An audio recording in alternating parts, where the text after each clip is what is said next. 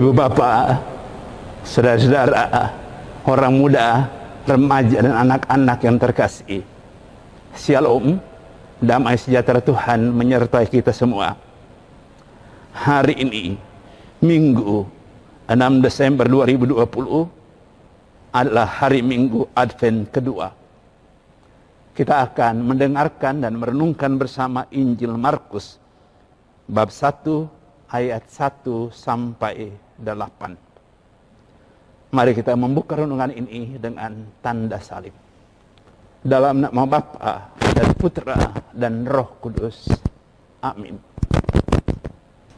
Mari kita siapkan pikiran dan hati kita untuk mendengarkan dan merenungkan firman Tuhan dari Injil Markus bab 1 ayat 1 sampai 8. Inilah permulaan Injil tentang Yesus Kristus, Anak Allah. Seperti tertulis dalam kitab Nabi Yesaya. Lihatlah, aku menyuruh utusanku mendahului engkau. Ia akan mempersiapkan jalan bagimu. Ada suara orang yang berseru-seru di padang gurun.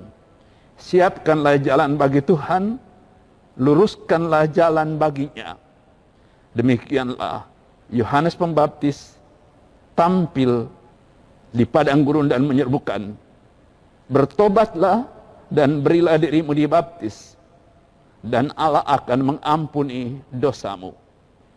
Lalu datanglah kepada Yohanes orang-orang dari seluruh daerah Yudea dan semua penduduk Yerusalem, dan sambil mengakui dosanya mereka dibaptis di sungai Yordan. Yohanes memakai jubah bulu unta dan ikat pinggang kulit. Makanannya belalang dan madu hutan. Inilah yang diberitakannya. Sesudah aku akan datang ia yang lebih berkuasa daripadaku. Membungkuk dan membuka tali kasutnya pun aku tidak layak.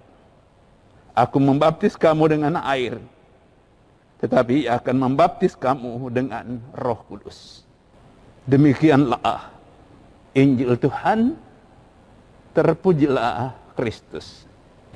Ibu bapak, saudara-saudara, orang muda, remaja dan anak-anak yang terkasih. Masa Advent adalah masa kita mempersiapkan diri untuk menyambut Tuhan. Entah Tuhan yang kehadirannya di dunia kita rayakan pada tanggal 25 Desember nanti, atau Tuhan yang akan datang pada akhir zaman. Apa yang perlu kita perhatikan? Pada minggu sebelumnya kita mendengarkan seruan untuk berjaga-jagalah. Dan seruan itu harus diterjemahkan sebagai bertobatlah. Jadilah manusia yang baik, yang perkataan dan perbuatan berkenan kepada Tuhan. Seruan pertobatan itulah yang hari ini kita dengarkan melalui mulut Yohanes. Bertobatlah dan berilah dirimu dibaptis. Itu seruannya kepada orang-orang Yahudi pada zamannya. Tapi seruannya itu juga adalah seruan untuk kita yang sudah dibaptis. Bahwa pembaptisan yang kita terima, kita selalu kemudian kita jaga, kita rawat. Sebagai anak-anak yang sudah ditebus oleh Tuhan.